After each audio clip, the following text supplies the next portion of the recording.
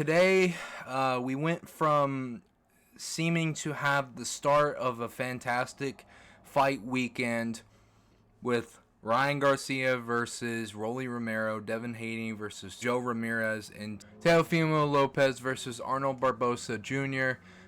And it seems like that being the start to a whole weekend, having Canelo come back, having Sandhagen and Davison Figueiredo, Inoue. It seemed like the start of something really fun and special for the month. And it went wrong. It went wrong. Now, the card started off great with the debut of really fun to watch Japanese fighter Rito Susumi. I believe that's his name. It was a really fun fight. He did really well in his come to form and beat up this one kid for 6 rounds and won a decision. And yeah, by the way, all these fights were decisions, which take what you will from that, but it's all good. Then Teofimo won his bout against Barboza Jr. by decision, and this was a clinic, an absolute technical masterclass from Teofimo.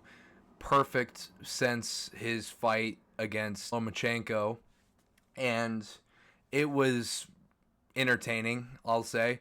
I think people with the whole idea that you can't, it's not entertaining if you go to the decision is wrong, and there could be some really fun and entertaining decisions, and then you have the opposite. Now we get into the main reason why this card was formed and why it failed. We had Devin Haney fighting for the first time since Ryan Garcia beat his ass, and somehow that got changed to a no contest due to the smallest traits of Austrian in his system, giving it a PED stamp and them begging for it to be overturned, and then it gets overturned, and then Devin sues for battery. We know the story. But he returns, and then Ryan returns against Rolly Romero after it seems like he's kind of on his way out. And Devin Haney and Joe Ramirez was one of, if not the worst fights I've ever seen in my life. It is insane how some people can defend this guy, but he lands 70 punches in 40 minutes. Absolutely ridiculous.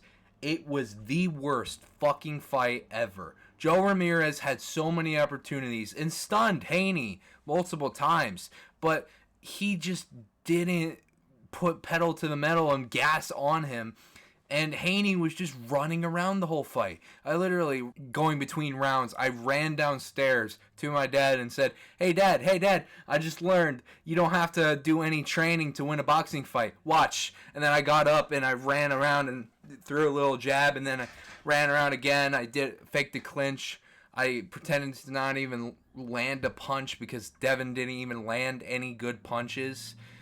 Someone did a stat. Basically, if you put it in total, 70 punches in 12 rounds accounts to, about 6 punches a round. It's absolutely abysmal. And Devin Haney is one of my worst, top 5 least liked fighters. I fucking hate this guy. This guy has so much confidence, so much care in his record when he lost technically 3 times if you count the Mexico, but from what we have seen, 2 times to Lomachenko, and then a beatdown from Ryan, and just rob them of their wins, and it's just ridiculous. It's ridiculous. And then he him and his dad do this whole suing shit. They act like they're crazy, they're the best thing in the world, but when he just gets boring decisions and has pillows for fists, this is the only case where I say a decision is boring. It sucks. Devin Haney ruined this event. But I mean, the next one isn't really so hot either. We get into our main event, Ryan Garcia's return against Rolly Romero. And it went down how nobody expected, except for probably a few. And if they did pick Rolly, they made a lot of money. Rolly Romero at the start was competitive with Ryan in the first round coming into the second, but you can give Ryan that first round and he was looking pretty solid, controlled, focused, but then Rolly lands a double hook on Ryan and drops him for the first time since the tank fight, and it really got to him. And you could say for the first few rounds it was like him trying to recover, and you can give him a lot of those rounds, but then at some point you just see his expression, you see his face, and he looks so defeated. And I've seen this so many times on fighters who just don't want to fight anymore, and it's just so disappointing because you see Ryan, you see what he's capable of, you see him back with his old team who got him to the top anyway and aren't stupid enough to throw him out there while he's drinking all the time on coke and doing these Twitter rants about like finding CP and being forced to watch it by the Illuminati.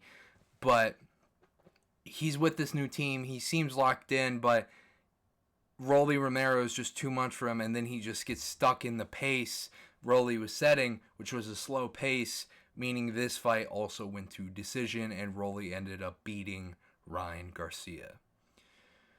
So, the fight that was supposed to be set up after this, Devin Haney versus Ryan Garcia. It is kind of hard to say, like, you want that fight now, thanks to what happened here. Like, there's nothing really you could say and be like, this is the reason why I want this fight. I mean, the reason why you do want the fight is because Ryan got snubbed. Maybe you want to see Haney win if you're a fucking weirdo. If you want, like, action and see the story get settled finally after the whole lawsuit and everything. But after seeing those two and, like, what happened to them, it just really deters you from wanting to see more. And I think boxing lost another huge payday tonight, and I think from here both of them are gonna have to work their way back to it.